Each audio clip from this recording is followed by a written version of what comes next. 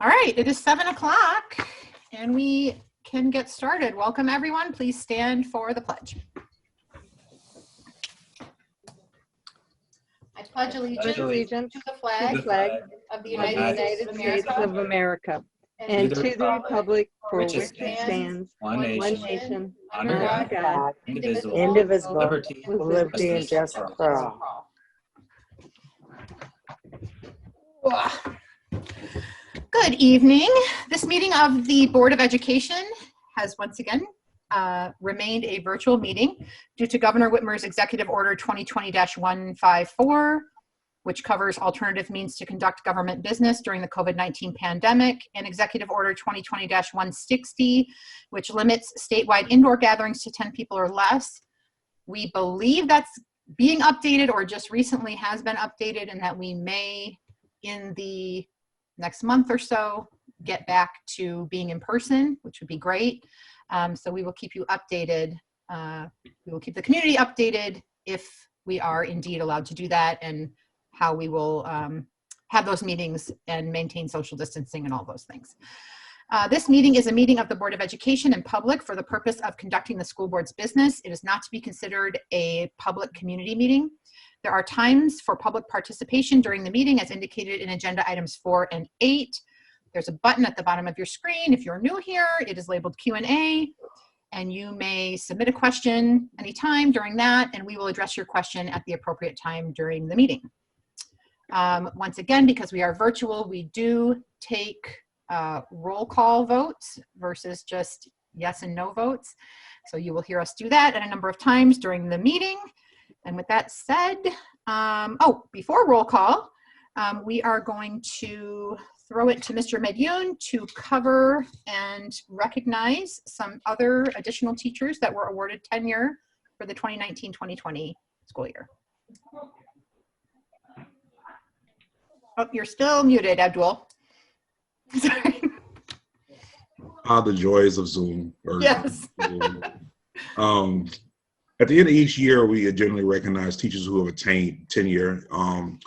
Usually those are people who have been in our district. They've never attained tenure anywhere else. They've been in our district for 5 years. And during those 5 years, the last 3 years of their time here, they would have to have effective or higher rating to attain tenure. So at our last meeting, there was 5 people that we did not recognize at the last board meeting. At the board meeting we did at the end of the year. So I would like to recognize Demetrius Brooks, Lori Garden, Alexandra Richardson, Jessica Romack, and Rebecca Simon, who all attained tenure. And they've worked hard. They've worked hard for us since they've been in our district, and we're happy to grant them tenure at this time. Congratulations. Thank you. Is everything kind of anticlimactic on Google? I know. You need like some virtual confetti or something going on here. I do it like the NBA games, and the ball will have little faces. That's right. That's right. We'll work on that. Yeah. All righty. Thank you for that, Mr. Medune. And now on to roll call. Ms. Garrick. Ms. Featheringill. Here. Ms. Garrick here. Mr. Hawkins. Here. Mr. Johnston. Here. Ms. Owen. Here. Ms. Pierce. Here. Ms. Pinter. Here. Thank you. Approval of the agenda. Does anyone have any questions about the agenda or a motion to approve? I'll move we approve the agenda as presented. Support. Motion by Mr. Johnston, support by Ms. Owen. Ms. Garrick. Ms. Featheringill. Yes. Garrick, yes. Mr. Hawkins. Yes. Mr. Johnston. Yes. Ms. Owen. Yes. Ms. Pierce. Yes. Ms. Pinter. Yes. Questions and comments from the audience on agenda items? I don't see any in the queue at this time. So we will move on to the consent agenda, which consists of the minutes from the September 14th, 2020 regular meeting. Under Human Resource Matters, requested changes in instructional staff, and under Business Office Matters, checks payable. Mr. Medune, did you just want to comment on the 1 change in instructional staff.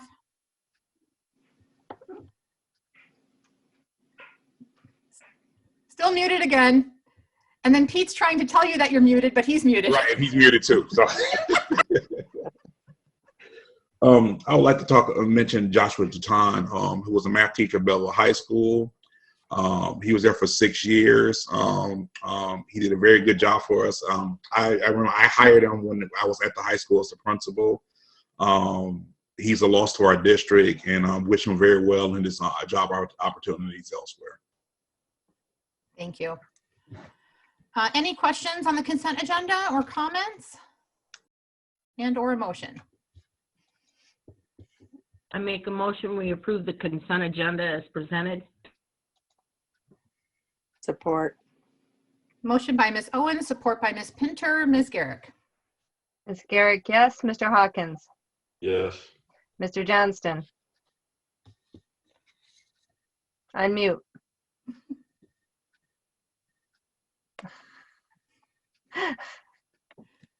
Yes.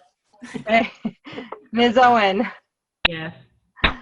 Ms. Pierce. Yes. Ms. Pinter. Yes. Ms. Featheringale. Yes. This is really just proof that we need to get back to being in person, right? I think it's like we never did this before. Or I something. know, it's the like our first one. rodeo. Yeah. That's right. We have no separate check approval this evening, so on to administrative items. Material testing recommendation, Mr. Williams. And I see Rob is here and Kyle as well. Kyle. Yeah, I'm like, I thought I saw him somewhere. There he is at the bottom. Kyle, welcome, guys. Good evening. Yes, tonight, the first thing we have for you guys is a material testing recommendation. I briefed 2 weeks ago at the last board meeting on that, and tonight Rob will go over the details of the RFP and our recommendation today.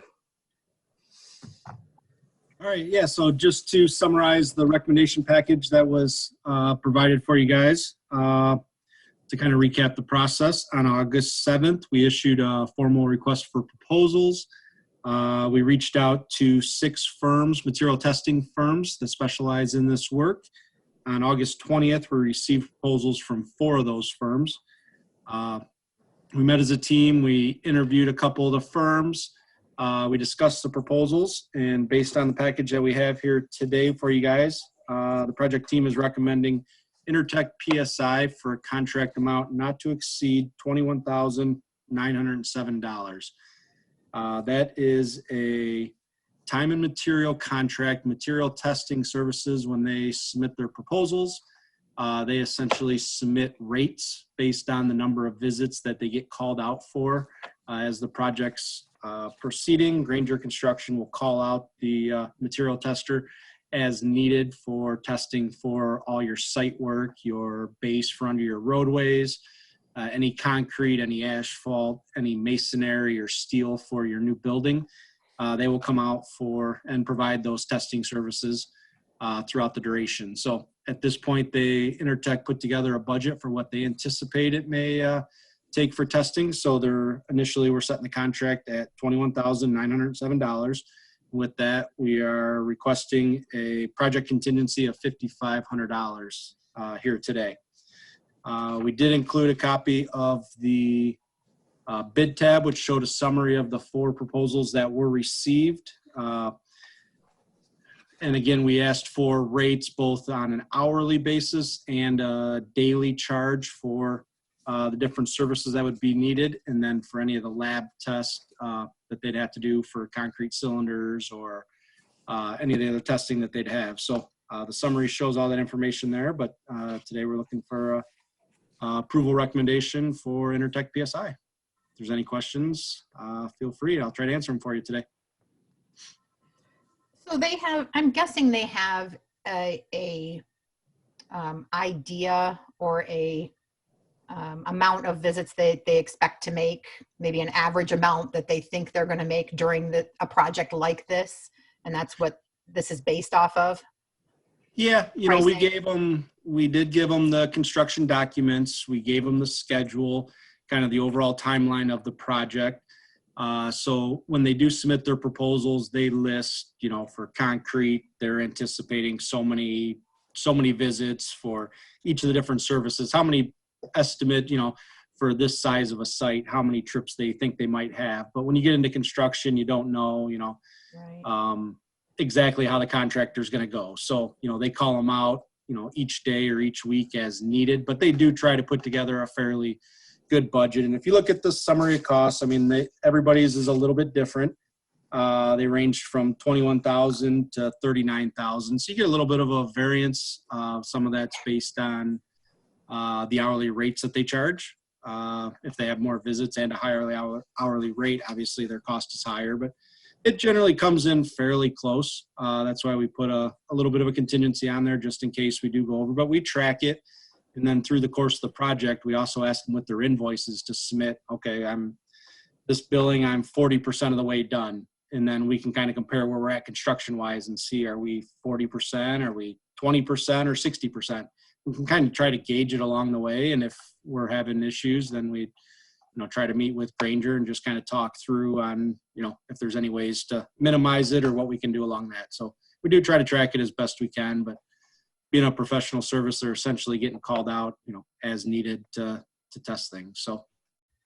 Great. And how do we, Pete, I don't know if this is a question for you or for James, how do we handle, because the bond funds are predetermined, how do we handle costs like this that could change? In other words, it's not one set price, even though this project as a whole has kind of a set price with the state, or we've told them that this project is we're going to put this many dollars towards it, but then we have a cost in there that we're not sure where it's going to come out exactly. How do we manage those funds if we end up, it doesn't cost us $21,907? What happens to the rest of that money? So it's a good question. So that goes back into our whole group for the project. So Okay. this is, we kind of, Sarah, Rob, James, and I met about processes and procedures for when to come to the board and what, and that was, I don't know, probably about a month ago or so. So, obviously this is one of the ones that we had a bid for, and we brought it to the board because it was over the amount, which actually wasn't over the amount, but it could have been. Right. So it goes back into the pool. it goes back into the pool for the rest of the project if we Okay. don't. But that's for all of them. Every time doing they're all estimates until you get into it. And Yeah. we'll see more of that, I'm guessing, when we get into the renovations. Yeah, for sure. A little And the more cost swing. of building New supplies. building, I'm guessing it's a little bit cleaner, and you probably have a better understanding. I mean, it's a Mhm. grassy field right now. They kind of know what they're dealing with. But. Yeah. Okay, thanks. And real quick, just to add on that, when we put together the bond app, there's generally, you can kind of look at the scope of work that you're doing, and there's factors built into the costs when we put those. So there might be certain percentages back, a year ago when we were doing the bond app, we were putting different percentages on things depending on the scope of the work. And then as we moved along with the process, we then took the budget and kind of went back through and reallocated as well. So we have different, buckets in the budget set up for different things. And we thought, okay, material testing might be $40,000 or whatever that number was. And we put money in each of those buckets, and then we track them along the way. And as we start to move further along and we see, okay, this line item, we're not going to spend that, we can look to allocate that, somewhere else or back to an owner contingency or somewhere. So. And we have a lot of those conversations, especially when we talk about tech and furniture and some of the different things. We've already had those conversations. Maybe we want to put more money here, and less money here. So we really look at those buckets and see how much is in those anyway, all the time. Well, that sounds like a lot of fun to manage. So I'm glad that's on you guys. Thank you. Does anyone else have any other questions for Rob or James? Okay. Then we are looking for a motion on the material testing recommendation. I'll move that the Van Buren Public Schools Board of Education approve entering into a standard form of agreement between owner and consultant AIA document C103-2015 with Interlock PSI for not to exceed amount of $21,907 pending final review of terms by district legal counsel with the project contingency of $5,500 as presented. Support. Motion by Mr. Johnston, and I'm sorry, I didn't hear who supported. Me. Kelly. Okay, Ms. Owen. Ms. Garrick. Mr. Hawkins, Yes. Mr. Johnston, Yes. Ms. Owen, Yes. Ms. Pierce, Yes. Ms. Pinter, Yes. Ms. Featheringale, Yes. Ms. Garrick. Thank you. On to the preschool building site work bid pack #1 recommendation. So this is the one that we're going to get the presentation and vote on all tonight. So James, Rob. Rob, so tonight we have Rob Kokoski, Ben Schneider, and Kyle Oberdorf from Granger is here as well to answer any questions we might have. But again, this is bid pack 1. Primarily has to do with site work and civil. So we wanted to get moving on that as quick as possible. That's why we're only bringing it to you once. So I'll let Rob start and we'll go from there. Okay. Not to reiterate, but as we had met a couple times prior with some of the presentations, we had talked about schedule and knowing we were trying to get this project out of the ground here this fall before the weather turns so we can work through the winter to wrap this up next summer. So with doing that, a bid package 1 was developed, which pertains to the site work, including the utilities, any excavation, site concrete, asphalt paving, underground electrical, and fencing are the packages that were included in that in this first bid pack #1 that's here for you today. So with the package that's in front of you, I'll kind of run through the information that's there. And as James mentioned, we have Ben and Kyle with Granger that can answer if you have any specific questions. But the first thing we have is our recommendation letter that's attached. Again, the contract documents went out for bid on August 25th, excuse me.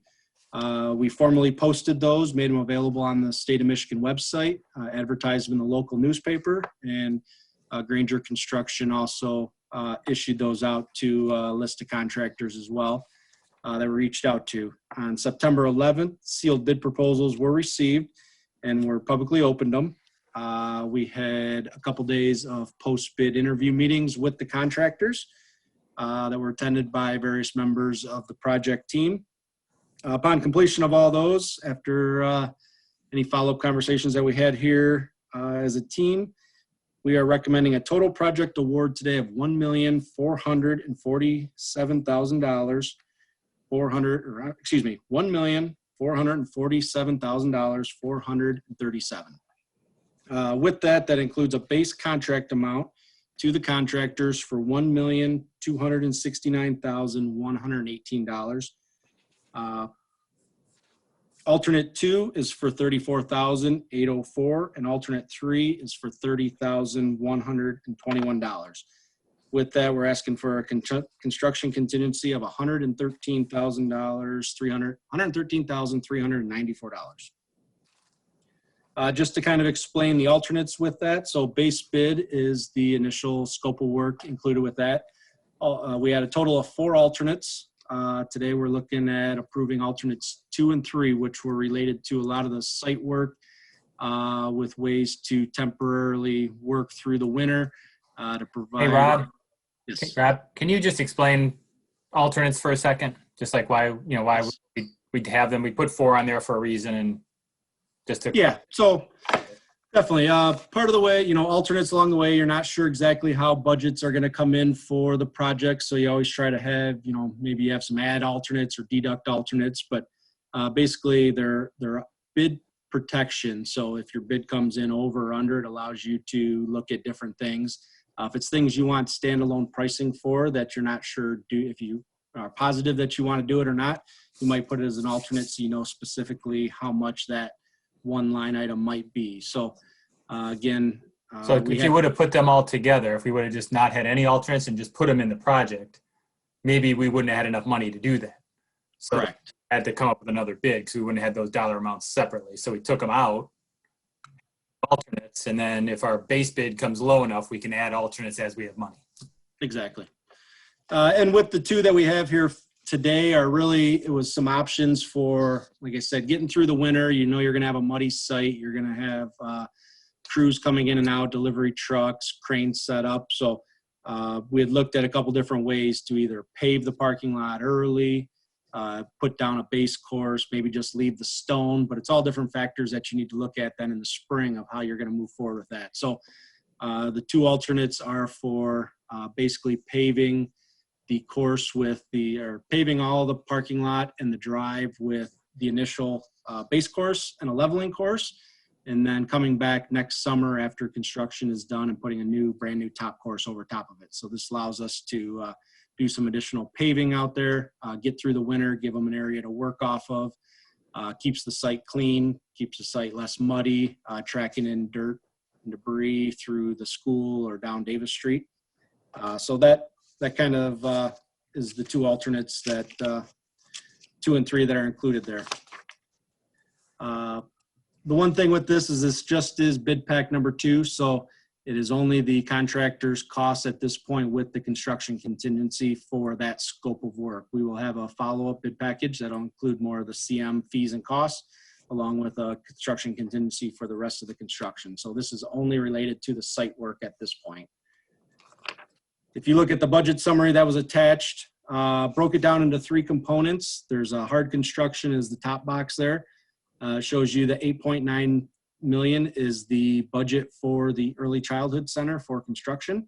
So right now these total costs are $1.33 million.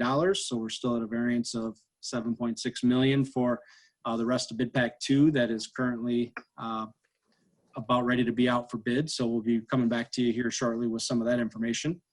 Our contingency set up initially for the project, we had about an 8.5% contingency. So we had $759,000 of construction contingency allocated for the project. So we're carrying through that 8.5% of the 1.3 million. So that's how we got the 113,394 for the site work. So at the bottom, the total box, total project cost gives you the budget of 9.6 million overall for the early childhood. And the actual cost at this point is the 1.447 million presented here today. The next package is Granger's award recommendation package that they had submitted. So this goes into a little bit more detail for you. The first couple paragraphs talk about the 2 alternates. The middle section there gives a breakdown for each of the contractors that would be awarded a contract. So for site electrical, AF Smith would have a base contract of $72,850. Blue Ribbon Contracting for earthwork and utilities, total recommended amounts $761,567. Asphalt paving is T&M Asphalt for a total contract of $264,800. Site concrete is Davenport Brothers for a total amount of $178,342. And fencing for Nationwide Construction for $56,484. And then with that, we have the bid tabulations that show all the bid results that we had. We had a very good bid day. Had great coverage coming in. We had multiple bidders, 3, 4, 5 contractors for each bid category. Numbers were all relatively close and good across the board. So overall, it was a very good bid day. That Granger had put together a well package here for everybody. So kind of summarizes the overall award for you guys. If you have any comments or questions on the specific process or the project itself, feel free to ask any questions. Anyone have any questions for Rob? Okay. Does Simone need to abstain on this? No, you don't. Okay. I wasn't sure if we were awarding. Okay. Perfect. I don't know. Did we decide that last time? I don't remember if it was a. I don't have to because Matt holds no legal. That's right. Yes, right. We looked into that before. Money from Davenport Construction. Yes, we did look into that. Yep. Perfect. I just wanted to clarify that. Thank you. Okay. Then if there's no other questions, A motion. I move that the Van Buren Public Schools Board of Education approve the proposed firms listed in Granger Construction Company's award recommendation letter dated September 23rd, 2020 for the contract award. The total project award recommendation for bid package number 1 is $1,447,437 as presented. I'll support. Motion by Ms. Owens, support by Ms. Featheringale. Ms. Garrick. Mr. Johnston, Yes. Ms. Owen, Yes. Ms. Pierce, Yes. Ms. Pinter, Yes. Ms. Featheringale, Yes. Ms. Garrick, yes. Mr. Hawkins? Yeah. Great. Thank you, guys. Appreciate it. Thank you. Thank you. Feel free to stick around, but you know, if there's something more exciting, then feel free to go enjoy your evening. We appreciate all the information. Moving on to the enhancement millage presentation, Mr. Kudlak. That's me. All right. Pulling it up.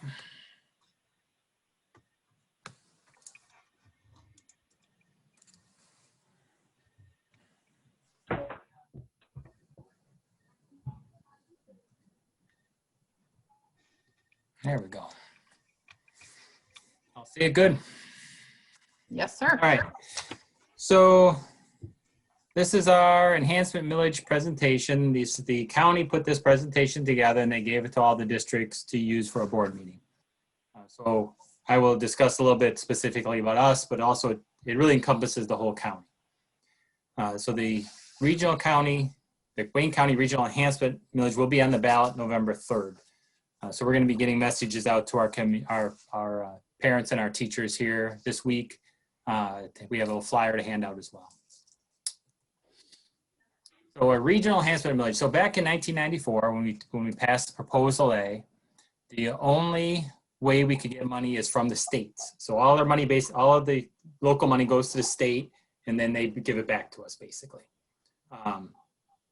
The one exception is regional enhancement millages. Before that, we could have our own millages. So we could just run a operating millage. And districts did that, and that's one of the problems with that was you had funding all over the place. You had some really high funded districts and some really low funded districts. We still do. It is a little closer than it used to be, but it has closed the gap a little bit. But regional enhancement millages were the only way around that. And what that was this: you can go for a millage, but the whole county has to do it together as a group. So one district can't benefit from it. So it has to be the whole county. So they're hard to pass because it's the whole county. So it has to be proposed as a countywide basis. We did this a few months ago where our board said that we were in favor of it being put on the ballot. So they have to have enough students represented by districts who did that, a majority. So if, however many students there are in Wayne County, half of those students have to be represented in the boards that pass this day to put it on the ballot. It does pass as a county, it doesn't pass by local. So if it does not pass in our community, but it passes as a whole, we would still get the money. So that did happen last time, not for us. We passed in our community, but there were some local communities that did not pass it, but as a whole, it did pass. So they benefit from it and they are also taxed. The ISD does collect all the money and then it does come back to us. And each district does get to decide how it is being spent. So sometimes these enhancement millages are for certain things. Sometimes they're broad. Ours is pretty broad. So last time it was in 2016. So it was right after I started, which seems like just yesterday, but I'm just starting my 5th year, which is crazy. It is 2 mills and it's levied over 6 years. So it is expiring in 2021, 2022. It does generate $360 per kid currently, which comes in at, because it's 2 mills, it's $8 a month for a $100,000 house. So every $100,000 of value, it's another $8. So we had this on the ballot a long time ago because of funding in Michigan. Funding in Michigan has really struggled for the last 20 years since I mentioned Proposal A in 1994. Michigan has really struggled to fund its schools. There's been we have been cut year after year from 20. You see the second bullet there, from 2011 to 2015, school operating funds in Wayne County dropped by $485 million. So that's that much less Wayne County had to spend on the Wayne County children between 2011 and 2015. They've tried different things. There's just not a good way to fight that off when the government or when the feds and the state dictate how much money you're getting as a district. It has been a struggle for our district as a whole as well. You know, it's in 26. It's since this was put on in 2016 and I came in there, we've really been working to get the money back to our teachers, and not necessarily this money, but we also at that point had a large fund balance as well, because we have a teacher shortage. Teacher shortage is real.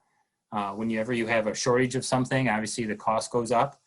So it's hard to keep people in teaching. It's hard to get teachers. So when you're fighting over the same chemistry teacher and 3 districts had an offer for the same chemistry teacher, if you are the lowest paid one, you're not going to get that chemistry teacher. And then you end up with a substitute. So we are working that doesn't happen to us. So we want to make sure our teachers are fairly paid as well. So that takes a lot of our dollars. And when you count that we are getting less dollars as a whole, that happens. That's a big issue. This is the slide I thought we were on last time. So we're putting it back on the ballot this time because we've in the state of Michigan, there's a 17% of students in the state that live in poverty. In Wayne County, that number's 43. So there's been adequacy studies that have been done all over the country since, probably the mid 80s. And they all talk about how much it costs to educate different kids. So they've all determined that it does cost more money to educate, let's say, example, a special ed kid, or for an English language learner, or for a student who lives in poverty. It costs more dollars to educate students. So how the state doles out money does not currently have anything to do with any of those factors. So this enhancement millage helps our county, who has a higher rate of poverty than the state. From 1999 to 2011, so over that 12-year period, Wayne County is up 21% to 38% in poverty as a whole in our state, or in our county. English language learners, look at those numbers, went up 10,000 in 5 years in our county. So all those factors, this isn't, like I said, just the Van Buren issue. Those are issues as a county that we face as a county. And with this millage, we're in it together as a county. So there was a federal study since 2008, so in the last 12 years, Michigan has gone down 7.5% in its funding. So we've had 7.5, that's if you take inflation, so the same dollars won't get you as far as they would have in 2008. So we're having those costs go up, and we're not able to fund the same things that we funded in 2008.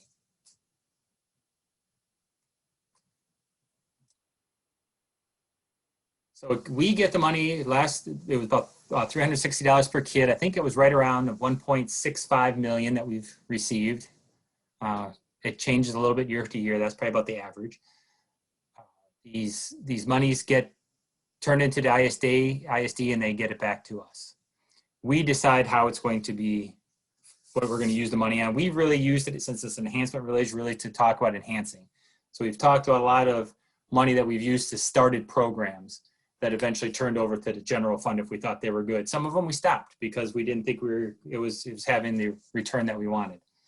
Some of the ones that we've used for this, Leader in Me, we have in all K-4 buildings. That's a wonderful program that talks students about being leaders, talks about how to make good choices, gives them tools to do that. Our Navy ROTC program at the high school has been super successful. Everybody loves our robotics team. Digital Leader Course through Discovery, that has been wildly successful at the high school and the middle school, giving some teachers some in-depth training, as well as, and it's been so thankful for this money since the pandemic, is our Chromebook 1-to-1 program. We've purchased a lot of Chromebooks out of this money. over the course of the last 4 years. And without that money, we'd really be in a tough spot with as far as computers for our students. But we can do any, so these are things that people have done in other districts. It could be repair schools, could be improve technology, hire and retain teachers, all those things could come out of this money. We really try to keep it separate because we don't want to, you know, if money did have to go away, we didn't want our core programs to be hurt.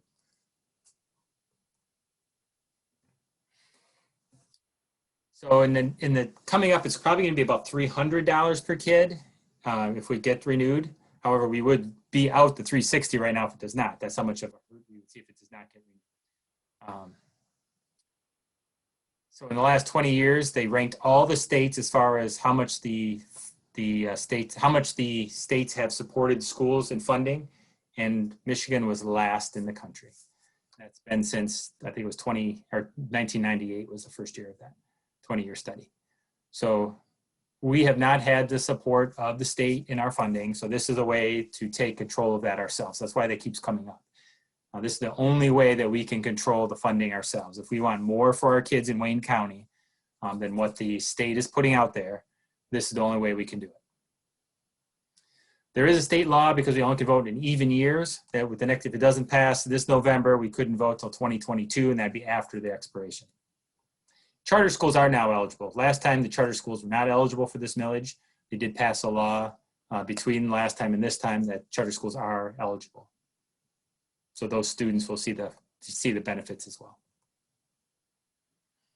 It's going to be renewed for 6 more years.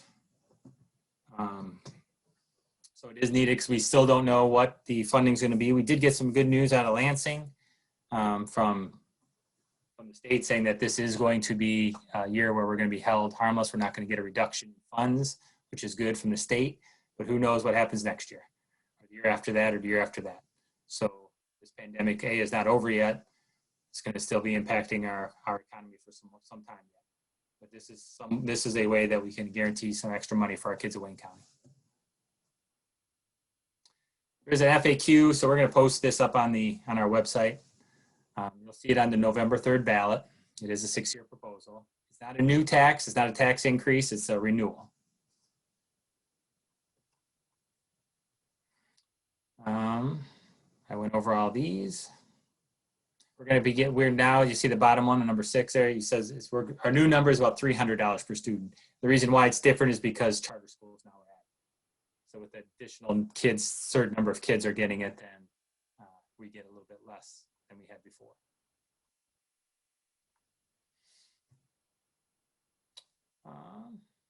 And they do have a big website right here at RESA.net.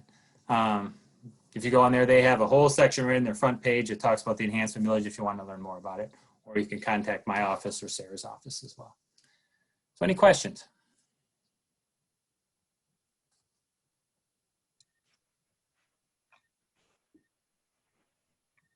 Thank you. I'm glad we're going to have that posted for people to get all the facts before. I know yep, and I know the mail-in ballots went out recently. Yep. So we're going to get that. So it's going to go out this week to get some information. We'll probably do it a couple times before November 3rd. Just get some things in people's hands so they know what they've heard of it. That's great.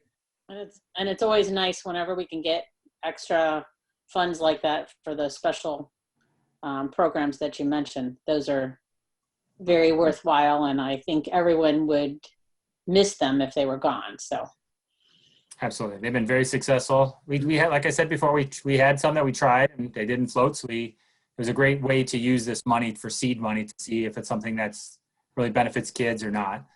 And we've shifted around every year. Jeff and I meet with Becky and Sarah, and we usually kind of throw some ideas around and get ideas throughout the year from the teachers and the staff and the principals and decide what it is that we're going to spend it on for the following year. And Sean too. Sean has a big chunk of this money usually. Keeps me in business. That's right. That's right. All right. Thank you for all of that info. I took lots of notes. All right. Moving on to you, Sean. We got 2 things here, but we'll start with the Stratix. Is that how we say it? Yep. Stratix Chromebook purchase approval. Yep. So as some of you may know, the procurement processes for getting Chromebooks right now have shrunk dramatically. Every vendor I've dealt with in the last couple of weeks have estimated somewhere between 20 and 28 weeks for delivery on anything we order right now. So it's been really hard to get any kind of stock from anyone.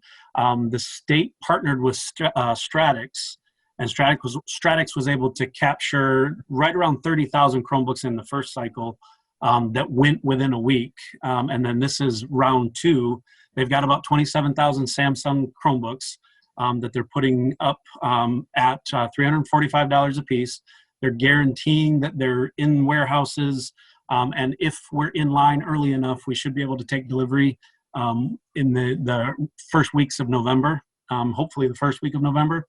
Our goal here is to purchase enough Chromebooks to refill our carts that we had to strip to get remote devices out to students that chose the remote learning option, and to put us in a position where between not only break fixes to keep our students that are using them moving along when we have problems with the other devices that we've already put out there, but also if we end up in a position where the state closes our doors and says everybody has to go remote, I have something to get to everyone who needs it. Right now, we would be scrambling a bit and we may not be able to fulfill the entire need. With this purchase, we'd be able to fill that need, get devices back in our elementaries that we took away from those in-person learners to give to the remote learners so that we have that technology back in play, and also kind of get us a little bit of a buffer so that if things go bad, we've got a pillow to fall on. The funding for it, it was pre-bid.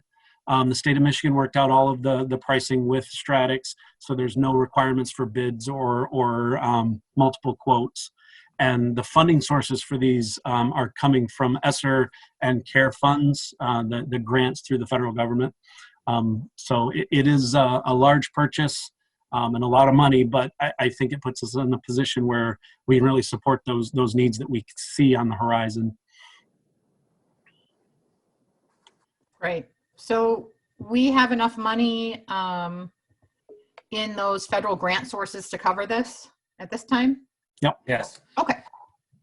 Cool. And then, Sean, are This these? is Pierce. Yes. And also, probably Sarah or I, when we get to our board reports, we'll briefly touch upon that and some dollar amounts and a little bit more specifics too. Awesome. That would be great. Thank you, Jeff. So talking about maybe having some extras if and I know that they will all get used, but if we can stick with having some in person and some remote, and we aren't forced to go fully remote, will these be devices that then could be used next year, be used, saved and used in the future? Absolutely. And honestly, the goal is not to stockpile.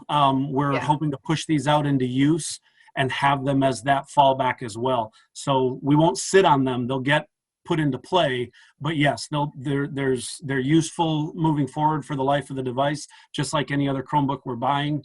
And they'll get put in play, but also give us that cushion. Cool. Kind of running a dual role there. Okay. Any other questions for Sean? So are we close to being one-on-one with almost everybody then? This would put us there, yeah. We've got enough to get really close, but we'd come up just a bit short. Okay, all right. So if we had to go, if something drastic happened and we all went virtual, if we just shifted our timing a little bit, we could have multiple kids in the house sharing computers then. If we didn't purchase now, yeah, we would be. Well, and if we don't have quite enough, yes. Yeah. Some people have their own devices too. Yeah, we would be in a position where we were relying on people to have something of their own and not take what we have, and also sharing those devices within a household, which worked out in the spring. But with what we're, with the requirements now to be more rigorous and get more things out of more students, it's really hard for students to share right now. Yeah.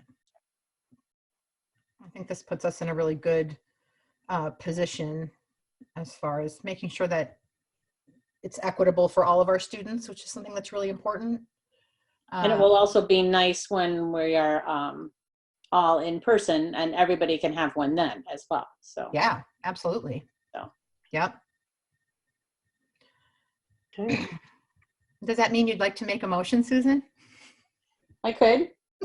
I move that the Van Buren Public Schools Board of Education approve the Chromebook purchase from Stratix at a total cost of $345,000 as presented. Motion by Ms. Featheringale, support by Mr. Hawkins. Ms. Garrick. Ms. Owen. Mute. Yes. Ms. Pierce. Yes. Ms. Pinter. Yes. Ms. Featheringale. Yes. Ms. Garrick, yes. Mr. Hawkins. Yes. Mr. Johnston. Yes.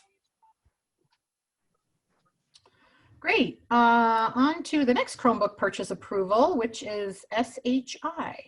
And it's me again.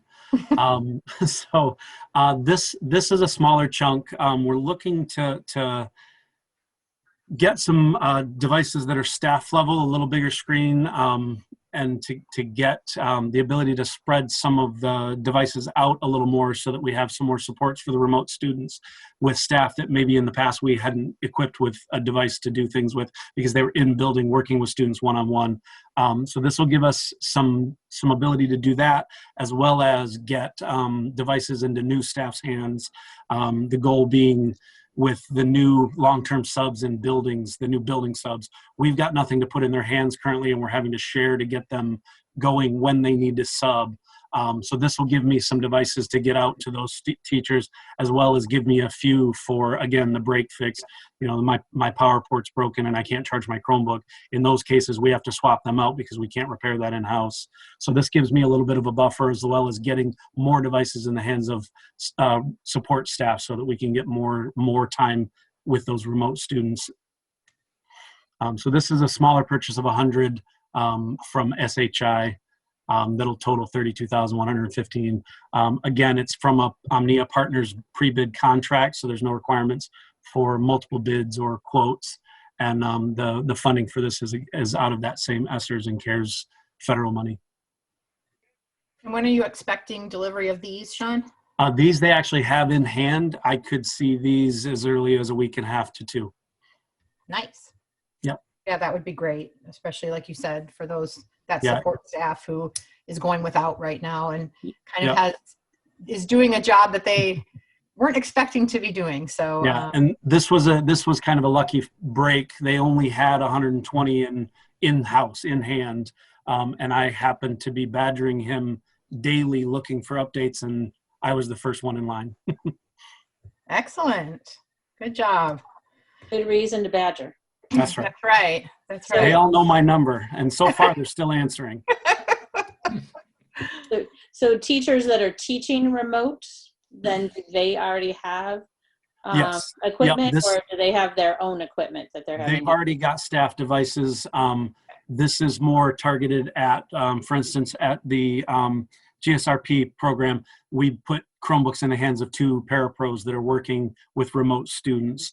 That's more the goal here.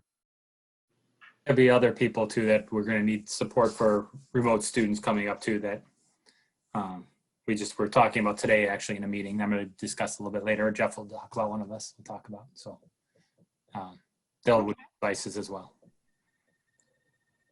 All right. Any other questions for Sean? Okay. I move that the Van Buren Public Schools Board of Education approve the Chromebook purchase from SHI at a total cost of $32,115 as presented. Support. Motion by Ms. Pierce, support by Ms. Owen. Ms. Garrick. Ms. Pierce. Yes. Ms. Pinter. Yes. Ms. Featheringale. Yes. Ms. Garrick, yes. Mr. Hawkins. Yes. Mr. Johnston. Yes. Ms. Owen. Yes. All right. So, Ms. Pierce, we actually have another. Oh, yes, sir. Notice Rob didn't go anywhere, even when he was invited to leave. Oh. So Do I have the Rob wrong and James- agenda? No, you don't. We do have another. I thought he was excited about computers and he was going to take one. If Right, right. Rob and James are Enjoy going to listening to you guys. Yeah, he just Yeah. likes board meetings. He doesn't get enough of these board meetings. They want to talk a little bit about the bond, just give an update of where we've been, what we've been doing recently, where we're at, what's kind of next coming up on the schedule, those kind of things. Great. The floor is yours, Rob. All right, I'm going to share my screen with you guys. It might be a little hard to see, but I will get this issued out as well to you. Do you see the dashboard report? Nope. No? Well, let me hit the share button, that's why. Now we see it. All right. Yep. So we have here a dashboard report, kind of a quick little summary of the progress and kind of a status of where we're at. This is our first one. We will look in the future to probably present this, quarterly, maybe, 4 to 6 times a year or so as progress is needed. And so this is kind of the first draft. Go through it, kind of show you what all is included here, and then I expect to see you every 3 or 4 months or so. We'll present to you again. So the first page of it, the cover page, and we also will send this over as a PDF so Pete can send it out, and then you guys can also post it on your website for the community to see as well too. So on the cover page, we look at here, this upper left-hand corner, goals and objectives. This will never change for the most part. This is kind of the information that was used during the development of the bond program through some of the marketing and information that was provided. It's a lot of the key highlights that this bond was targeted around. So pulled this information right from some of the original information that we had kind of put out there. So it talks about the strong beginnings and bright futures, your overall bond program, $35.49 million. It was a 0 tax rate increase. One of the goals was to equip students with 21st century learning spaces, address your aging infrastructure within your buildings, provide new opportunities for students of all ages, technology infrastructure and instructional technology upgrades throughout the entire district, construct STEM spaces at the K-8 buildings, and then of course the new early childhood center that is being constructed right now under Series 1. So those were kind of the main goals and objectives of the bond. The next part is the project summary. So right now you'll see there's 4 projects listed here. You got the district-wide, the construction, the roofing, and the budget. So Ms. Pierce, when you were asking about, like material testing, how do we know what, how those funds are appropriate and where they go? Within each of these projects, there are individual buckets as well of the money associated. So the district-wide project is kind of all the costs that the district will have direct costs with. So it's all the professional fees, all the testing, abatement, furniture, I think, is in there. So a lot of the stuff that the district will be contracting direct with is included in this line item. The construction is all the work that will be overseen and managed by Granger Construction and IDS. Is the $25 million for roofing. We do have some roofing within the bond at certain buildings. And then the technology. So right now, initially when we set up the bond program, it's 4 buckets. As we approve this first package for Bid Pack 1 and in the near future here, Bid Pack 2 for the Early Childhood Center, there'll be a 5th project that gets set up here. And, our budget was $9.6 million or whatever that was. Whatever the actual number comes in that we bring for the board, you'll have a new project here that'll say, Early Childhood Center, budget $9.6 million, and then we'll track all the costs here. And then these numbers up here, wherever it's funded from, some might be from professional fees, most of it will be out of the construction, will then drop down to this line item. So your $35.49 million is never going to change, but all these line items will start to change as the money is allocated appropriately along the way. So you can track your commitments, what's actually been approved to date, what we have costs to complete. So these are all reports that come directly out of the program that we use to track all those costs. These get reconciled with Sarah and her department pretty much on a monthly basis once we get rolling. So to make sure that these pennies tie out. Exactly what we are tracking is what you guys show on your end as well too. The bottom section really is just a chart of taking the top half to show it in some charts. So as more projects get set up, you'll get to see more circle charts here that just give you a quick snapshot of where each of those projects are in relation to percent complete those projects. So by the end of this, there might be 8 or 10 different projects and charts lined up here as we're getting into each of the schools and the roofing projects and through all the different series. So this will just continue to always be a live document that gets updated to you guys. Your cash flow shows you, cash in hand that we have right now with the amount that's out there, what's been approved. So the construction fund deposit, 12.89 million. Remember, this is a 3-series bond. So this is just the fund deposit for the first series. So this was allocated, the actuals approved, what's left over, and then varies, actual spent per e-builder, depending on timing of how our reports are and when the district allocates things. We might report something at a time where actuals approved might vary a little bit from e-builder, and it's just a timing thing, but generally these should pretty much tie out. So it gives you a quick snapshot of your finances, your project summary, quick chart, and the goals and objectives on the first page. Flip over to the second page. Oh, there we go.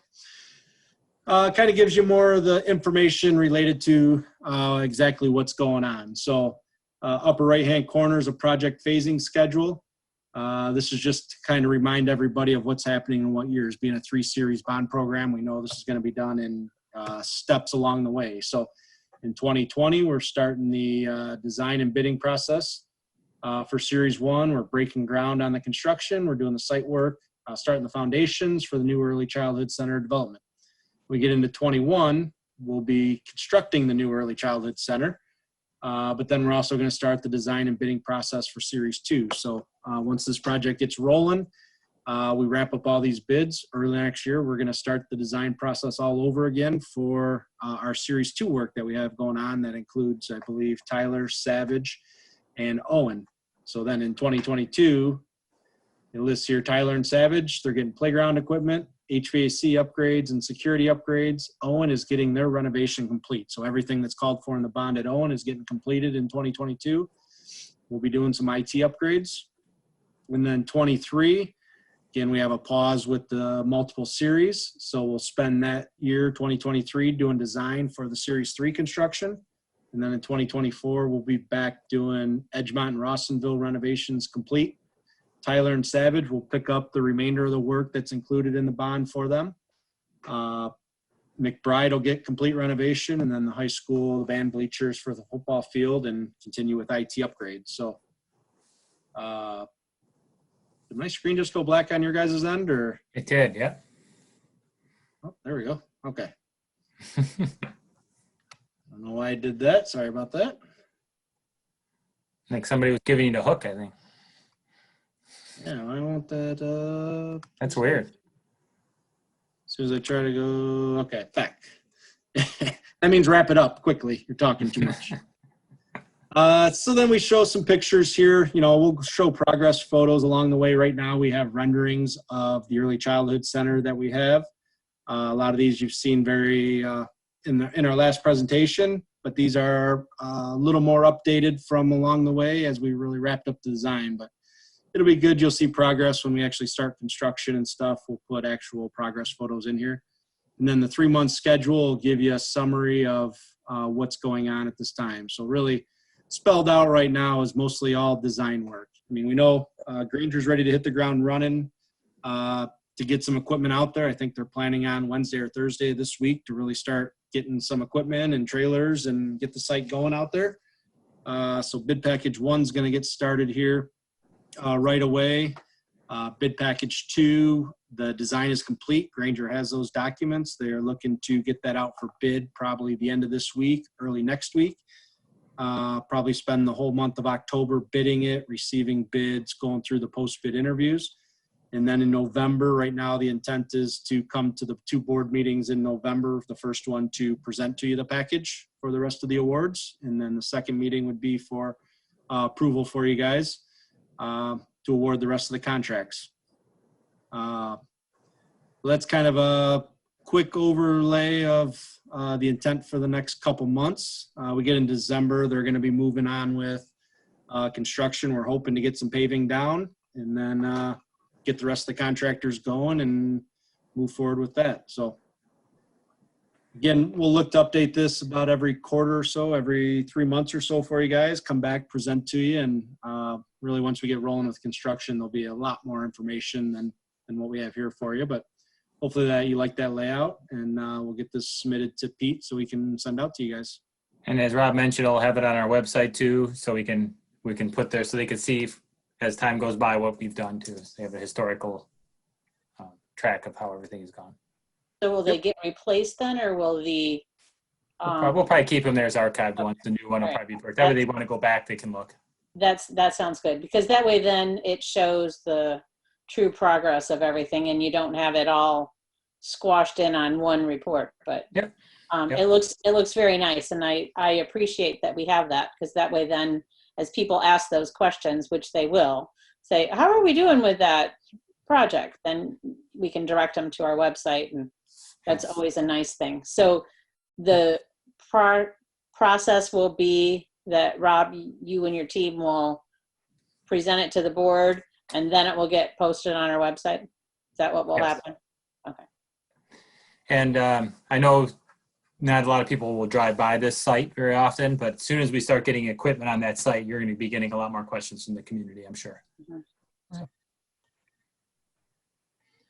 Is that going to affect, will the Davis Street construction affect the bus lot?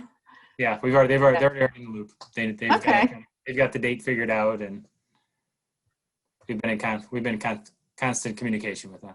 Cool. Well, the renderings are exciting, but I'm excited to see the real thing. So it'll be fun. Breaking ground is so much fun, don't you guys think? Don't you think we should have a celebration for that? We're going to talk about that coming up. We will definitely get to that, but thank you, Rob, for the update, and thank you, James, for all your work on that, and your whole team has been just awesome with bringing us information in a timely manner and explaining it to those of us that don't know all the terminology, so I appreciate all of your time on that. Rob, thank you guys. Thanks, Rob. Questions and comments from the audience on non-agenda items. I realized we should probably answer these. I realized I didn't make it clear what the expectations were for typing in questions. That's my fault. So I see that Mrs. O'Brien has a couple questions here, which I'll let Pete answer. But for anyone else who wants to ask questions, please include your email address and also how you are related to the district. In other words, if you're a parent or a teacher or and Amy O'Brien, if you could do that, just add another. That way we have a record of it. Yeah, just if you can just add that to the bottom, and I will let Pete answer those. Yep, I'll get to both of them. So the first one she asked was, now that we are in 2 weeks, how are we doing with student absences for quarantines? Are students able to switch to virtual learning during absences? So the first part of that is how are we doing with the student absences for quarantine? So we've had 6 students who've been quarantined. There's of the 6, 2 of them are siblings, or 4 of them are siblings, two groups of siblings. 4 of them are coming back on Thursday, which is the 1st, I believe. That's when they're coming back. So they've been out for a while. So no, they didn't have any, the close contact with a positive person did not occur at school. So that's why we only have 6. So we have 6 of those. So the idea is that she said, are they able to switch to virtual learning during absences?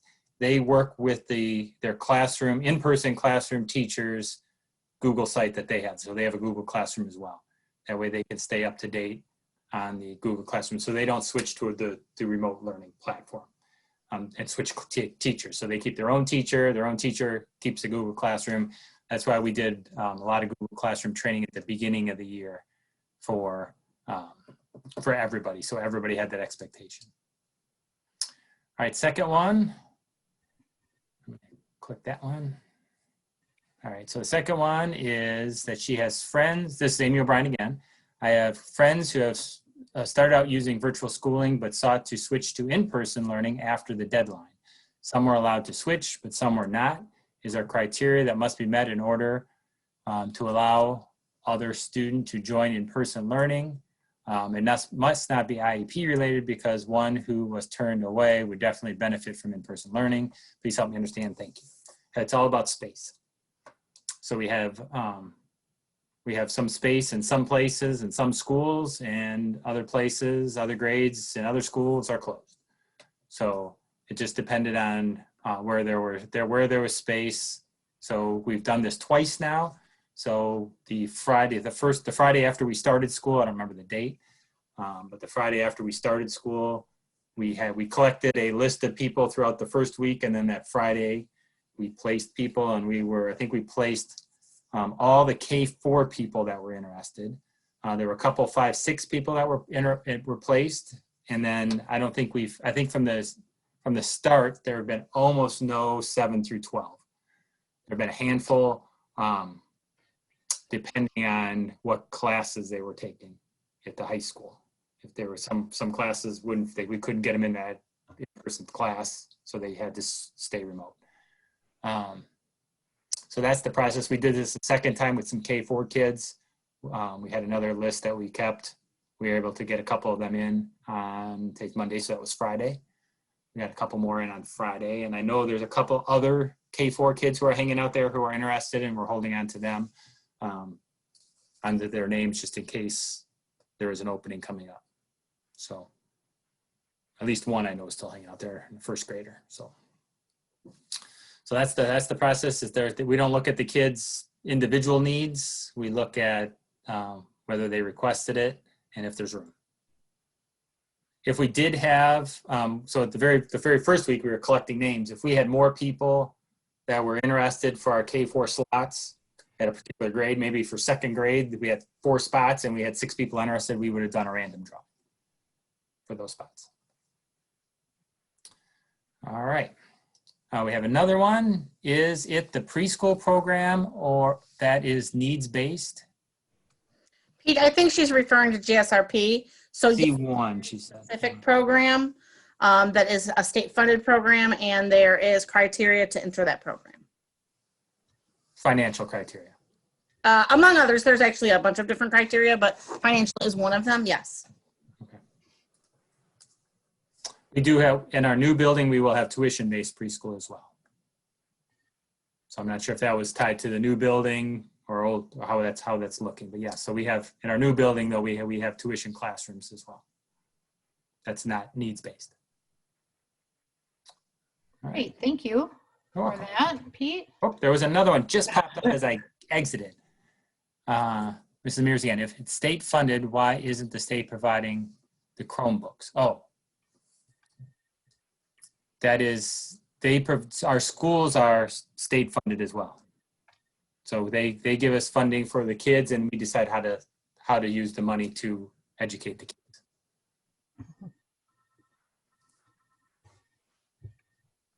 All right. I think that's it for now with questions.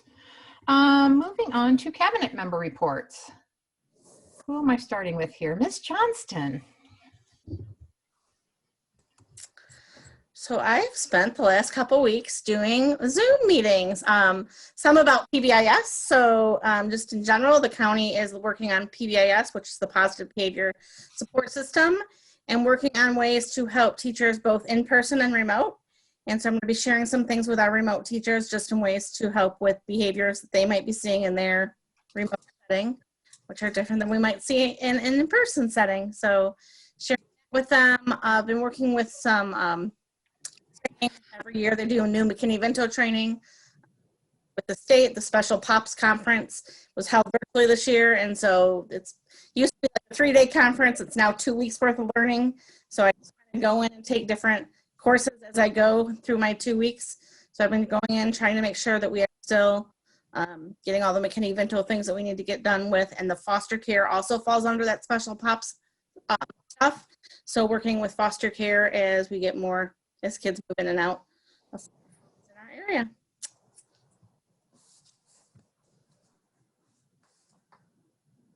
Now I'm muted. Great, thank you. Let's see here. Mr. Williams, do you have anything else this evening? Just one thing. I spent the last week since we reopened visiting all of the buildings. I got one more to do tomorrow to meet with the custodial staff and check in essentially to see how new cleaning processes are going and supplies and so forth and policies and procedures, and we've gotten some good feedback from them. They've given us some good input, so we'll have some minor tweaks to our procedures that we put out for this, this year, and we'll go from there. Great. Yeah, they have been champions through all of this. I know they've had changes to their hours, and they've been really flexible with that and just been working so hard. So a huge shout out to them. Mr. Moore. Okay, I wanted to make sure I unmute myself. I didn't want to get that. You're muted. So I made mistake number one. I have my TV on in the background with Monday Night Football, the biggest football game of the year on.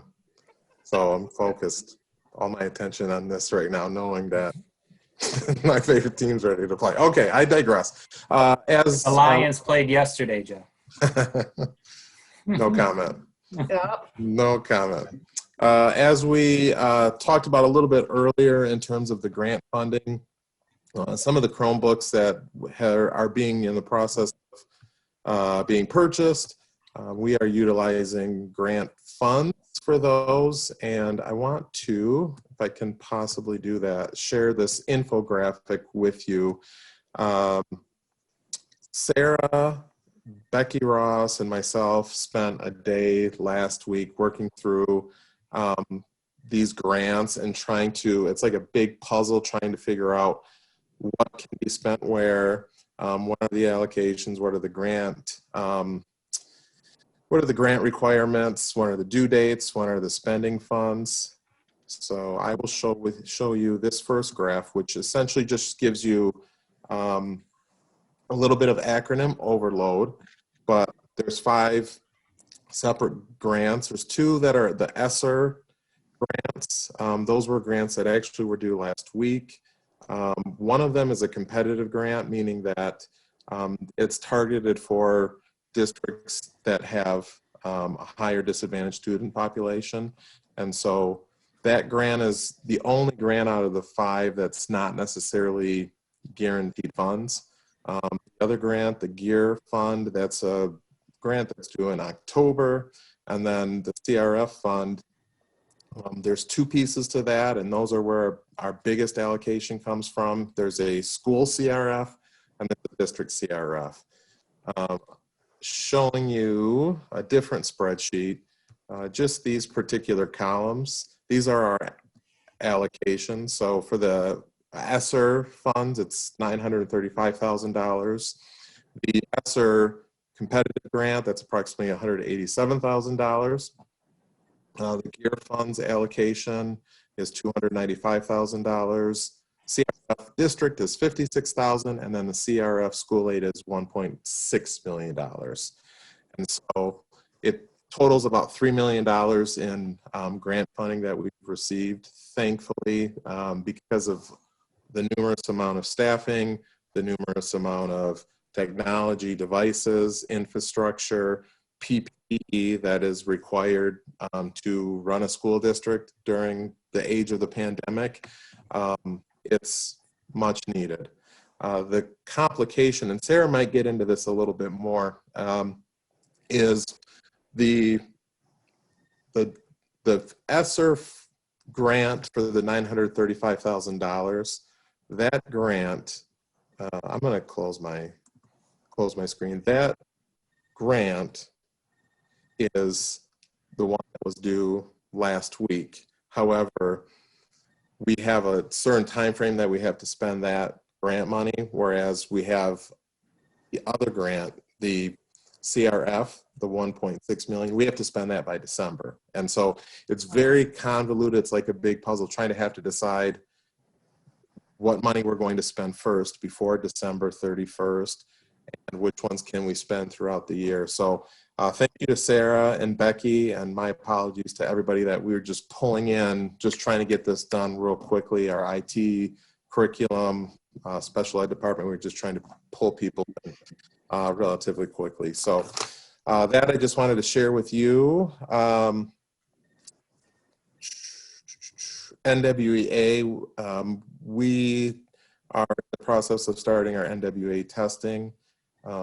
State law always requires a district to make sure that there's some type of benchmark assessments that are given 3 times a year. That is still applying. It's actually 2 times a year based on some new state legislature and trying to address the needs of the remote learners. And so there's remote NWA as well as in-person testing that's going on. It's going not too bad so far. I mean, there's a lot of hesitation when you're in this helpless feeling with remote teachers not being able to help a kid. So we've got that going on with the NWA and our extended learning plan. The requirement, the state requirement is that we have to give a beginning of the year report, and then we're going to have to give a middle or the end of the year report based on this assessment. I've also been working on our extended learning plan. Our extended learning plan, it's complete. It's just has not been officially submitted to our ISD.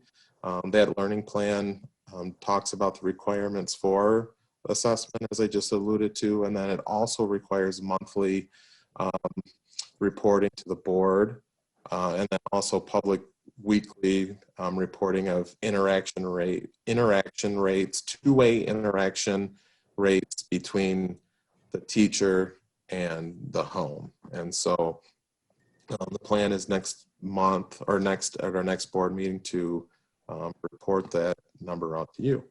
It's been really busy in everybody's world. And so there's a lot of behind the scenes work and logistics that go behind setting this up. So thank you to everybody for their hard work. Thanks, Jeff. And thank you for the explanation of some of that grant information. That is really confusing if you're on the outside to understand where these funds are coming from and what the application process is. And Sarah, I'm sure you want to tell us so much more. So you have the floor, ma'am. For both of them and other people too, a lot of this work is stuff that normally doesn't happen in a normal school year. So yeah. Irregular jobs plus all this stuff. And every time I think I mentioned this last time as well, but every time the state or the feds come out with a new rule, there's accountability that goes with us, which means a plan and some documents and some, it does create a lot of extra work for all our people who are just trying to do the good work about teaching and learning with the kids. So appreciate all the extra work they're doing on top of all their regular work. So. Thanks, Jeff. All right, so me? Yes, ma'am. All right. So even when you're on the inside of this, it's crazy confusing. So like Jeff said, the CRF funding, they just gave us that in July and August. And they said when they gave it to us, well, we don't really know how that can be spent yet, so we'll give you guidance on that later. And then the guidance came out and said, but you got to spend it by December 31st or December 30th. Why not December 31st? I still don't understand that either. You know, so it was really tough to say, okay, so all of this would be eligible for all of these different 5 pots of money, but which ones do we know will actually be spent by December 30th? So, and Jeff's not kidding when he said we were pulling everybody in and saying, how much do you want to spend? How much do you want to spend? And if you didn't give us an answer in 5 minutes, we wrote you out of the grant. So it was a really competitive process even within our building. So yeah, that was very fun for us. And when we first started, we had just over $3 million of allocation, and that sounds like a lot of money. And we were like, okay, are we going to be able to justify $3 million of expenses? But it's really surprising how fast that can go. We allocated a lot of our recalled teachers to that because we recalled them basically just to reduce class sizes, to keep kids safer. And we had a lot of PPE supplies that we did. We also charged like some of the extra PD days that we gave to the teachers to that. And we had to do different curriculums for some of the remote learning, like the band needed a new program to be able to do their class remotely. All of the additional Chromebooks, those hotspots that Sean presented on at the last board meeting, those are going to be assigned to this grant. And then we've hired new custodians and we did additional building subs. So all of those things are going between all of those different 5 pots of money. And we basically did just say, okay, but which pieces of those can be spent by December and which pieces can't.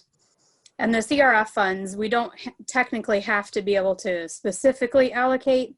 That's the one that they said, we assume that you'll spend up to $500 per pupil to restart school. But because it's such a big pot of money, it's subject to our single audit. So I wanted to be able to definitely say, I know these particular line items, I can justify that we spent by December 30th in those funds.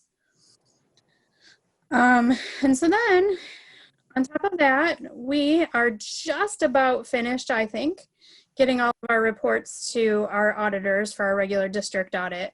I just need to scan some of our federal grant documentation to them. I think we should be all set. So hopefully they'll be able to complete their review of all of our stuff in the next couple of weeks. And then we did our, finalized our special education and transportation cost reports, and those impact our funding from the state and RESA as well. So it's good to get those off the plate as well. I know Pete mentioned that the state is not going to cut, is going to leave us flat for this year. What does that do to our budget for 2021? So our budget position is much better than we thought in June.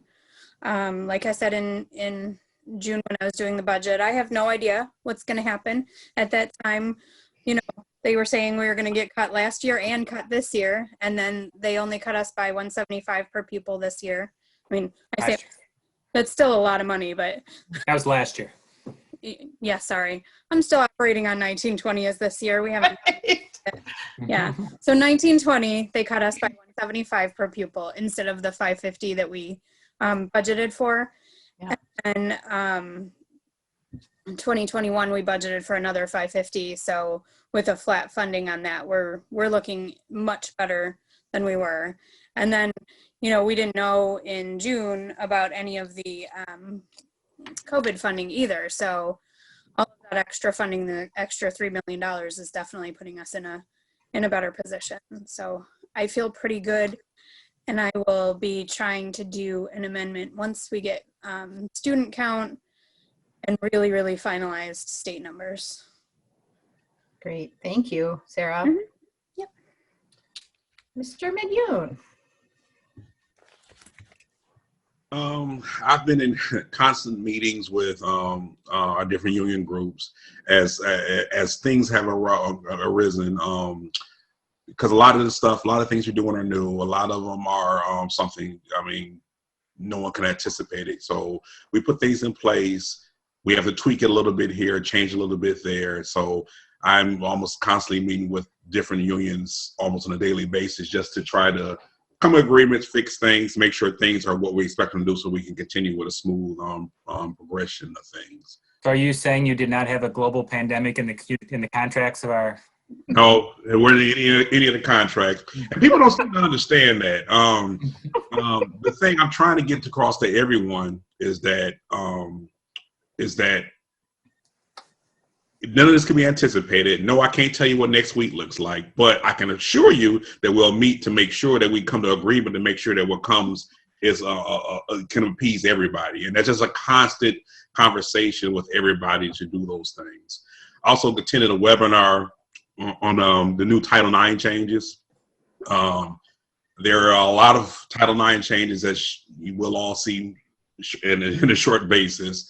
And just to make sure that we are being compliant in that piece and getting ready for that. So we're developing new forms and electronic forms that we'll be able to put out so that when anyone feel they've been harassed and sexually harassed or whatnot, they'll be able to electronically put a report on paper and it come directly to us, and that would trigger the timelines and stuff in the new law. I think that's about it for right now. All right, thank you. Sean, I wanted to give you a minute. I know you had a couple words you wanted to say. Yeah, I don't normally get to speak this late into a board meeting, so I appreciate the quick moment. I really just wanted to take a second to express some gratitude and some appreciation for my team. I've got 4 guys that are really working their tails off. We've got a lot of stuff going on. They've really done a nice job. We're finally starting to see the light at the end of the tunnel. More tickets are getting closed than are getting open in a day. So I just wanted to take a quick second to thank Herb, Caleb, George, and Matthew. They've really been working hard and doing a nice job for me. So I just wanted to get that out there. And he's been a man down too. Yeah. So they've been fighting uphill a little bit more than they even would have normally done. There's a time normally in their year, and this is, as you can imagine, this has just been extended crazy for them. Yep, and we're anticipating a little bit more crazy here in the next week or so, as George's wife is scheduled for to be induced and have their first baby. So good news coming for them, but it'll put a little pinch on us again. But all the guys are kind of prepared for it, and we've made some plans to stop the bleeding, if you will. So we're looking forward to him getting that excitement, but also planning for that. So I just like I said, I wanted to thank those guys. They've done a really nice job for me. Thank you, Sean. Pete. I just have a couple things. You mentioned the groundbreaking. October 8th at 5 p.m. is our groundbreaking. It's on site. It's 451 West Columbia is our official address of our building that's yet to be named. Been knocking around all sorts of ideas. We probably need to figure that out pretty soon at some point. I don't know when we actually have to have an official name for it, but I don't feel any pressure to actually get a name for it, but it seems like other people seem that we need to have a name. So I just always assumed it would be Van Buren Early Childhood Center, but that was just an assumption. They're named after the road, so it's West Columbia something. Oh. West Columbia something. Imagination Center. Oh, we're getting fancy. Okay. Abdullah came up with that one. Well, that's good. I'll start doing more brainstorming then. Just whatever you decide to name it, make sure you spell out its initials and make sure they're appropriate. Yes. That's a good point. Yeah. But we're not going to go by the initials. I hate acronyms. Yes, I know, but like when you have to write things out, Yeah, and that's a good when point. Sarah has to do, account codes and things like that, it's just a good idea. Just glance at the initials before you finalize anything. That's a great idea. Great point. We'll make sure we do that. But it is October 8th at 5 o'clock. We're going to have Granger's going to be there. IDS is going to be there. Plant Moran. Have a little ceremony. You're all going to have shovels, be able to move a little dirt. Couple speeches. The whole thing will be a half hour maybe. But Debbie's putting it all together for us with help of Granger and IDS and Plant Moran. So we're looking forward to it. It should be a good show. So we'll see what we can do. Any questions around that from the board? We are invited. Thank you for indulging me.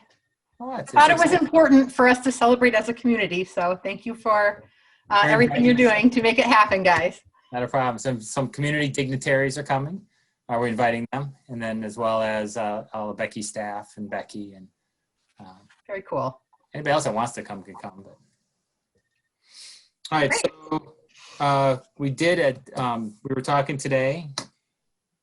Because the budget is looking a little bit better than we thought. Because initially, a lot of those things that we were, as Sarah mentioned, that we were budgeting for, as far as computers, as far as PPE, as far as everything, we didn't know our allocation. We thought we were going to get cut pretty heavy. We didn't know anything. Those are things we needed to start school, no matter what our budget was going to be. So, we were buying stuff and buying stuff and buying stuff, and Sarah was pulling her hair out. It needed to happen so we could start school, even though we didn't know what the forecast was going to be. So now that it's a little bit better than we thought it was going to be, and some grant money came through in a little bit bigger fashion than we thought to help support some of those dollars,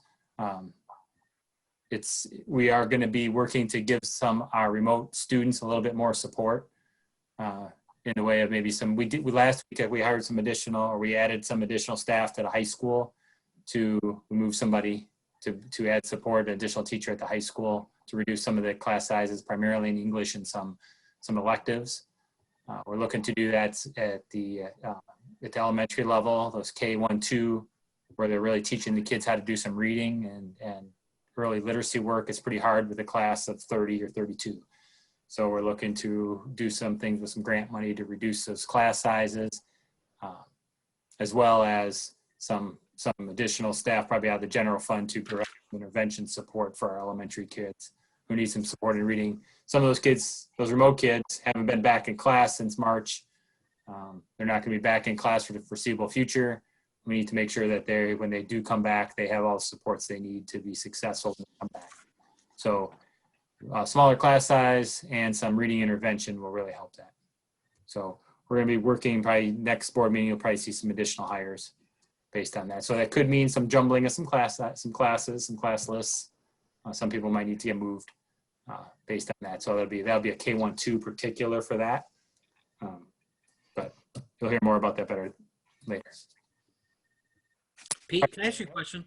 Absolutely. When I was reading my legislative update with MASB, it said we're getting a $65 per student more this year. That is, yes. So one-time money, we are getting $65 per kid. I think it was 66, I think is what it ended up being. Well, it's not, the governor hasn't signed yet, but they're saying approximately $65. So I just want to make sure that we knew about that, because I'm sure you did. Yeah. So our actual foundation allowance, that's not changing our foundation allowance. Our foundation allowance is staying the same. Correct. And then they are giving us a one-time money of $66 is I think what it's going to turn out being per kid for this year. Okay. So that'll help us as well. But it's one of those things that it's one-time money, so you can't use it for ongoing costs, because if you put it all into salaries, next year that money's not there and you're in trouble. So it especially helps this year with PP and all that. It does. And that's it. Then that's what what the purpose was for. Is there's a lot of additional costs this year, and this was to help offset that. It still doesn't. All this money probably doesn't offset what we're really spending extra, but it'll help. Right. Thanks. You're welcome. I know we got, Pete, you mentioned to us a bunch of mask donations. I don't know if you wanted to publicly thank those folks. Would like to thank the Atchisons. Medina came over on Friday, I think it was, Friday morning, and dropped off over 4,000 masks. I say forward on them for our staff and our population, which is a great donation. We had another one from, I'm trying to think who the other one was that I wasn't a part of. Do you remember, Debbie, who the other one was? I picked up 14,400 of masks, cloth masks from RISA. RISA got them donated to them, and then they doled them out to the districts. There was one more. And that one was from GM. Who was the other one, Debbie? I have to look that up. I can't remember. There was another donation of masks too. So as a whole, it was like 20,000 masks that we had donated. So we can be getting these out to the families. We can see who needs some extras, start sending them home with kids, coming up with a process for that. Some of the ones that we got from RISA were also child size too, some elementary kid size masks, which was really nice. That's awesome. Yeah. Sorry, I put you on the spot there, but I think it's great. We don't know how Green Dream International. What was it? Green Dream International Company. Excellent. Green Dream International Company, MED division, donated 1,000 adult and child-sized face masks to the Michigan schools in Wayne County. Perfect. Thank you. Action Board, Wayne, RISA, FEMA, and GM. Yep, FEMA and GM. Yeah. Okay. Yeah. So that was great. That was very much needed. And again, we don't know how long this is going to last, but I foresee us for a long time wearing masks. So kids at some point are going to need some replacements. We have a stockpile now that we can hand out. We can also get some additional ones for our staff. We gave them all 2 masks, cloth masks at the beginning of the year. We could give them, each a handful more to use. And as you all know, it's such a personal thing. The ones that I buy you might not like because it doesn't quite fit your face right, or you don't like how it's whatever, it sits on your nose. So it's kind of a personal thing. So, but it's something that just gives you additional masks for whatever reason. You're going to need them wherever you are. Thank you, Amy. No problem. Thanks. Okay. Items of business from members of the board. Ms. Featheringill. You decided you wanted to call on me first, huh? Yeah, you're at the top of my screen. Wow. I always go in order or I miss people. I am so lucky, and I am so totally unprepared. I feel like there has been so much happening, and that it's just kind of been overwhelming. So we're working on stuff. I'm not sure I'm ready for that NWEA testing for tomorrow, to make sure that the machines are working and doing all those kind of things. You'll do fine. Since I have those remote learners in our house, but the teacher sent us a note that said, okay, make sure that this is happening and this is happening and this is happening, and don't help them. So, especially because this is the beginning of the, spot. So not that you should ever help them with the answer. So one thing, when Jeff was talking about NWA, I was going to chime in a little bit on that too, because I think it's something that, we have to do. It's compliance right now. It's not bad to get a baseline of where they are because they've been off for so long. We do know, however, our remote learners, probably a little less valid, because as Susan mentioned, you could have some people just giving some support. You could also have kids who need support who don't have it. Right? I mean, they could be, say, somebody who really has some tech problems or whatever. They have to go to the bathroom in the middle of it and they don't know what to do. So they're all anxious and they can't focus on the question, or, all sorts of things that are going to come up that, if they were in the building, we could handle. So scores are going to be abnormally low or abnormally high. We know it. It's not high stakes. It's just a moment in time in their situation. Right. And I'm sure they will also be going like, oh, I don't know, that looks like a good answer, and just push the button. That happens normally. Yes, that happens in person. Yes, yeah. Because I have been watching that as it happens and going like, what did you just do? Always pick C. Well, sometimes those aren't the answers, but that's how I got through college. It's been a it's been a definite learning experience, going through all this. So. Appreciate all the hard work that everyone has been doing, and it will be nice when we're, all on a smooth path. Hopefully that will happen, and I can already see, even at just 2 weeks in, that it is getting a lot smoother. Kids have got it figured out, even the kindergartners, when to mute, when not to mute. So. I do only have one. I'm sorry? We're working to give our remote teachers some extra support, not only for the kids, but also some training for themselves too. Something that's ongoing. They hadn't done this before. So something that they need more support than our in-person teachers. So we actually we're working with RISA to get some PD, and Jeff's actually looking at some outside companies as well. So yeah. So the only thing I still hear, the child has their headphones on. So I don't know if families always realize that just because the child has their headphones on doesn't mean that everyone else can't hear all the background noise.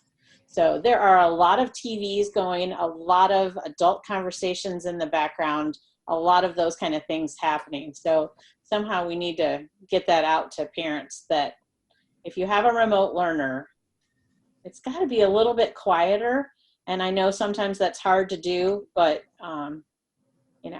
find a spot where they can be a little bit quieter, but turn the TVs down.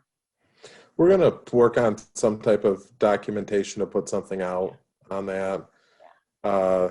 Sometimes in those instances, and it can be tricky for teachers. Sometimes, they may even have to address the class or the specific, instance to just address it, but we'll work on putting something out.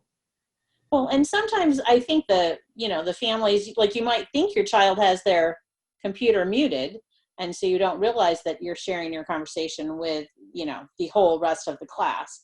But just on a general idea though, if you're making that much noise in the background, it's hard for your student also just to concentrate because you're making a lot of noise that you don't always do that. So I have to sometimes remind my husband of that in the background, like, no, they are really in class, go away, let them study. So it's kind of hard. So it's a whole learning experience for not only the teachers and the students, but for all the support surrounding them everywhere. So I just appreciate all the hard work that everyone is doing to get us up and running and moving and keeping everybody safe and comfortable. Thank you. Mr. Johnston? Nothing? All right, sir. Ms. No, Owen? thank you. Oh, I'm sorry. I thought you were saying, no, thank nothing. you. No, I'm all set. Thanks. Oh, okay. Thanks. Appreciate it. Kelly?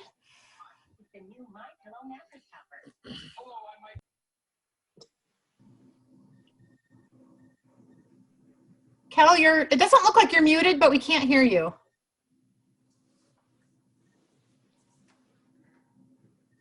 And I don't know if you can hear me. Oh, there you go. Kelly, you might need to start over. We can't hear you, dear. You're not muted, but we can't hear you. Oh, We couldn't can you the hear me last now? hour. We couldn't before. Now we can if you want to start over. Oh, okay. All right. I went to the football game on Friday, and that was very exciting, but it was very weird because there was no band. You know, everybody was sitting 6 feet apart, and, you know, no concessions, and I mean, the stands weren't filled, but it was still a good time, and our football team won. So that's all. Awesome. Thank you for being out there to support them. She didn't tell you she didn't stay for the whole game though, right? She didn't It was didn't stay for the whole 56 game. to nothing at halftime. She had to I call me think in felt the like it was okay to leave. Yeah, I think she felt like they probably had it handled there, Keith. Yeah. Yeah, I guess. Mr. Hawkins? I just think that in recognition of the administration and the staff handling school and the pandemic, that Pete needs to, at the next board meeting when we conclude, play that guitar behind him. For all of us, in recognition. You don't want I love that. I don't think you want that.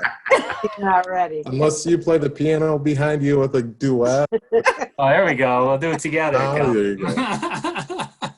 The daughter plays the piano, but I'll hum while he puts on some sunglasses and hits that lead guitar. Nice. All right, we'll work out a Nice. song. I love it. Ms. Garrick? Hello. So I mentioned these last week, but just again, the BHS Class of 21 fundraisers are coming up. There's a Tiger Parents BH Class of 2021 Facebook page if you need to get any of the exact dates and times, but there's the food truck rally on Thursday starting at 4. There's the Garden Fantasy Mum Sale on Saturday. And then Culver's Dine to Donate on the 14th. I also wanted to congratulate the football team. I think I had a small tear walking in and hearing the anthem without the Marching Tigers playing it. They're greatly missed. Also want to give a shout out to the cheerleaders because they were doing the math and I think they determined it was 386 push-ups that those girls did for those scores. So, and the Detroit Free Press even acknowledged that they were the hardest working in the first half. They called them out in like the first paragraph that the cheerleaders, what a job they had done. But I also would like to wish all our sports teams the best of luck. This has been a really strange year, pushing back their schedules, not knowing if they're going to play, canceling games. And I can't imagine playing with the mask on, how hard that must be. And just a huge shout out to all of them for just being out there and trying. Sean experienced that last night, he said, for the first time on the ice where he had to wear a mask. He said it was like being waterboarded, right? Yeah, there was a few moments of panic there where I wasn't sure I was going to stay upright. Because it got so wet from the sweat. Yeah, I can't imagine. No way. I think that's all. All right. Thank you to everybody. Thank you. Ms. Pinter. I just want to thank the administration. It's almost like running two different schools. Like there wasn't enough going on in a positive direction. And I just kind of wanted to piggyback on what Susan said about when your child's learning remote. I just saw a big news thing on people forget they can also see what's going on behind them. So as parents are getting dressed in the morning and doing different things on the news, they had all these parents, and then they're realizing, oh, they can see me. So you kind of got to remember that too. But thanks to everybody for working so hard, because I don't think people realize you're doing two different jobs. Only two? Well, two different school districts, basically. You're running. Absolutely. Absolutely. Of course, I mimic what everyone else mentioned, all the thanks. It's just really exciting to have athletics back. I was able to go to the girls volleyball game last Tuesday, I think it was. And so any of you guys that are permitted to go to any athletic events, I encourage you to go. They really need as much support in the stands as possible, because the spectators are so limited this year. So go, it's great. It sort of halfway makes you feel like things are normal again when you can go to an athletic event. So Hey, Debbie, have all the passes been picked up, Debbie? Because I think everybody. Oh, yeah. Just Mr. Hawkins. I still have his at my desk. So if you, Mr. Hawkins, if you want to, we have an athletic pass for you, so you can attend and you can bring a guest with you to any athletic event, home or away. Great. That'll work. All right. Yeah. So I just encourage you guys to go if you can. It's great for the students and just good for the community. So thank you. Anything else for this evening? I didn't miss anyone, did I? Nope. I'm going to forget how to do this in person when we're eventually back in person. So again, we'll keep the community updated on that, on when we are able to go back to being in person and how that will work. I don't have anything else in the Q&A. So I think just a motion to adjourn. Okay. Oh, if you have any agenda items for the next meeting, you can contact myself or Pete or Debbie. And a motion to adjourn. I make a motion, we adjourn. Support.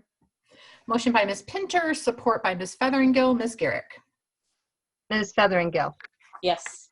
Ms. Garrick, yes. Mr. Hawkins. Yes. Mr. Johnston. Yes. Ms. Owen. Yes. Ms. Pierce. Yes. Ms. Pinter. Yes. All right. Have a good night, everyone. Bye, Stay everybody. safe. Good night. Thank you.